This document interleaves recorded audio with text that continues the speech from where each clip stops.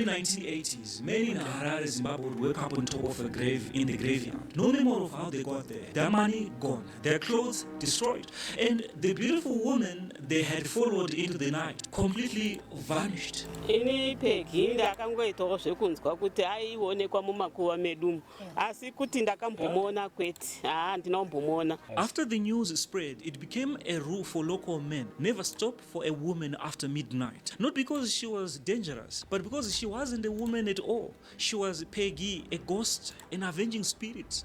Peggy takakura tichimunzwa tiri vadiki kuti she was an unregistered sexual worker. Saka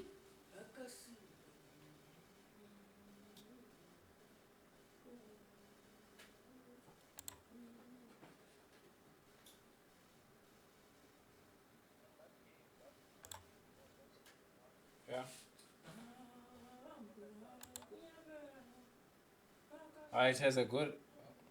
Oh.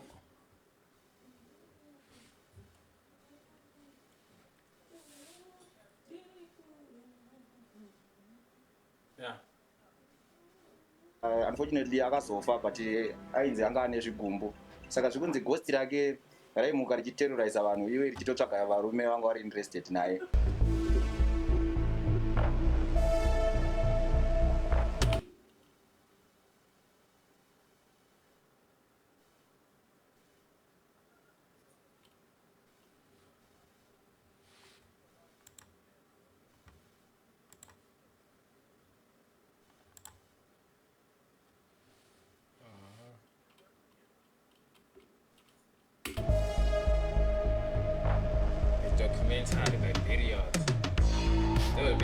Before she was a ghost story, she was just a woman, beautiful, alone in a city that had no protection for her.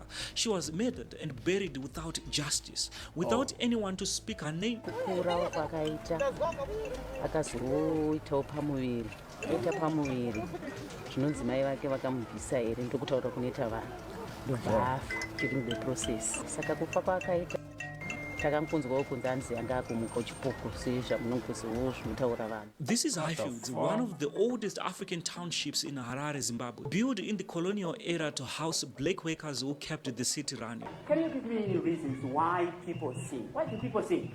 By the late 1970s and early 1980s, it was a place alive with politics and music.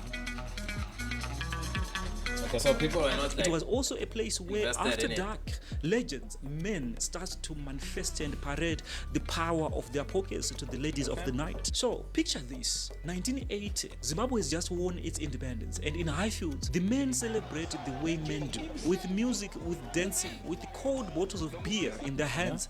The nightclubs are full, but as the clock ticks past midnight and the clubs begin to empty, a certain type of man begins a certain type of search. These men will be looking for women to take home, to spend some quality time with. A man who is alive today, who you see on the screen, narrates that some of the people he shared a house with as tenants, they knew Peggy, and she was a real person, a beautiful woman, a commercial sex worker who walked these streets at night. But she was murdered by a jealous client, stabbed, and she was buried. A jealous client?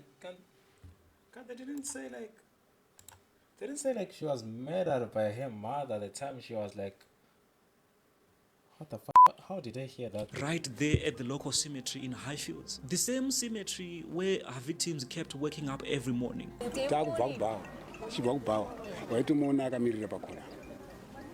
Anenge akatomirira pakona akapfeka zvimwe zvinhu zvekuti zvinenge zvakanyatsokureba kudai kusvika kuno kuziya zvemadhina kana kuti chichi but zvine zvinhu zvichena iwo ukazonyatsotarisisa so unyatsoona kuti munhu uyu anenge asiri kutsika pasi kuoneka kwacho kwachaita wobva watoziva kuti ndii taitarisa pasi woregera kutarisa ikoko because chipoko chinonzi chinoshandisa maziso ako iwe.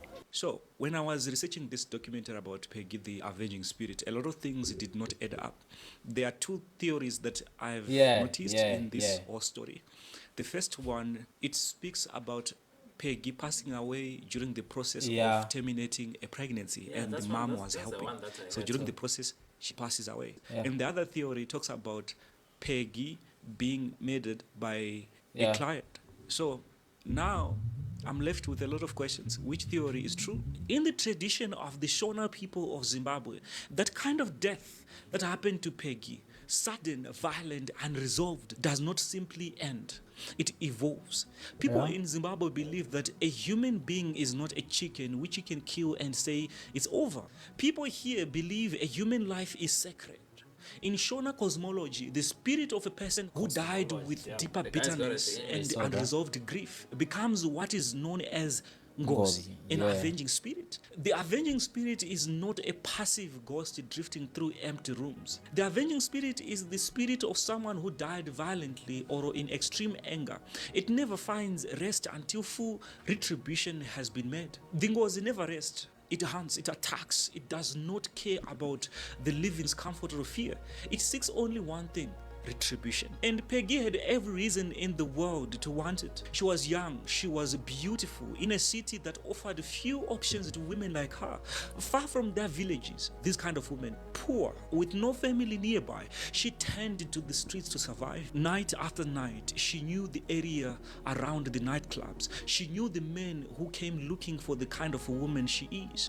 But one night, one of those men was not just looking for company, was not looking for a woman to spend some quality time with. He was looking to take something he had no right to take. Peggy was murdered. No arrest, no trial, no justice. Her body buried in the local cemetery. So this is what happened when Peggy came as an avenging spirit. Ngozi. She did not attack innocent people on their way back from work.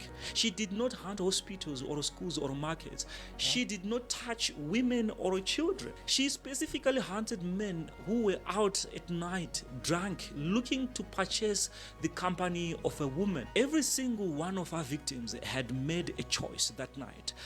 The choice that their wives, their mothers, their daughters did not know about, did not approve. And every single one of them, the victims, woke up on a grave, on top of Peggy's grave, humiliated. Motorists were a particular target. Men who stopped for Peggy on the road, who invited her into their cars because she was beautiful and the night was long.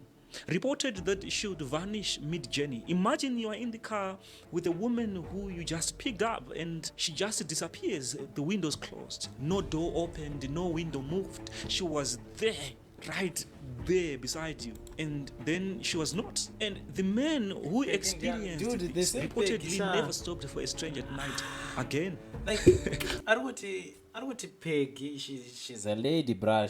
She used to live in Harare.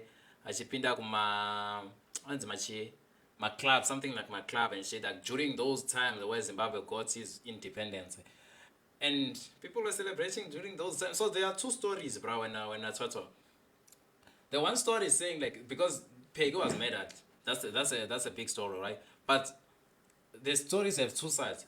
Other one they are saying like she was pregnant, she got impregnated, and shit like that, and then she died during the process. And the other story is like there's someone who went there, like she was selling and shit like that, and then she was murdered by the client. You understand? So she was no longer like chasing what you call the women, the girls and all those shit. She was going after them like the men and shit like that. So that's to sell crazy. What the fuck? In the early 1980s. No. I see what I did. And then Rutambika. Now Peggy came looking for the kind of a woman. And when Peggy came as an avenging spirit, Ngozi, she did not attack innocent people on their way back from work. She did not hunt hospitals or schools or markets. She like did that not story you were touch telling me women about or today, children. bruh. She That's how it specifically happens hunted to her men too, bruh. who were out at cheats night, on shit, but I drunk, don't know about the looking story to of the purchase the company of a woman. Every single one of our victims had made Then a when I choice. talk, do you see his editing, bruh? Like, I can feel the way of the documentary and shit, bruh. It's good. His editing is like, I'm going to start story times. Yeah, bruh. I'll react to those shit, bruh. That's a good thing, bruh. I love this kind of stories, bruh. These are good. The choice that their wives, their But don't mothers, tell their us daughters lies. did not know about. Don't tell did us not lies. We don't approve. want your lies. And every single one of them, Busy the telling us victims, about woke Tash and up shit. on a No, no, grave, no. We want real on top stories. of Peggy's grave, humiliated. Motorists were a particular target. Men who stopped for Peggy on the road, who invited her into their cars because she was beautiful and the night was long. Reported that she would vanish mid-journey. Imagine you are in the car with a woman who you just picked up and she just disappears. The windows closed, no door opened, no window moved. She was there, right there. is fire, beside you. Toto. Don't And go at then night, she was bro. not. You'll And get the to men pay, who I'm telling you. experienced this reportedly never stopped for a stranger at night again. I wonder why. Now the question is, was Peggy real? Was she a ghost, a spirit, or something else entirely? Three distinct theories have emerged Edits are over fire. the Yeah, decades. bro. This edits The are most real, widely real fire. believed version, Thank you, especially guys. Thank you among for the older likes. Thank you for the generation, likes. There's one and that's those liking. who hold to Keep on traditional supporting. I'll beliefs, keep on being they live. believe Come on, Peggy come on, was a real woman. She was murdered. She became Ngozi, an avenging spirit, and she returned to revenge not just on her killer, but on all men who treated women as disposable. this In show. Shona belief, a spirit like this is not a metaphor. It is not psychological.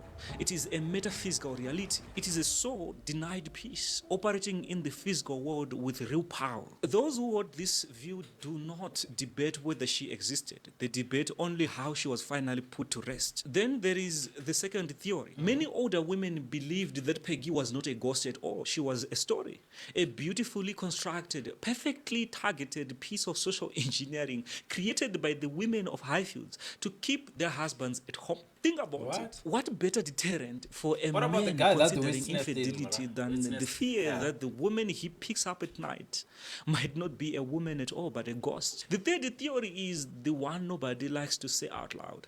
Sightings of Peggy became fewer in the late 1980s.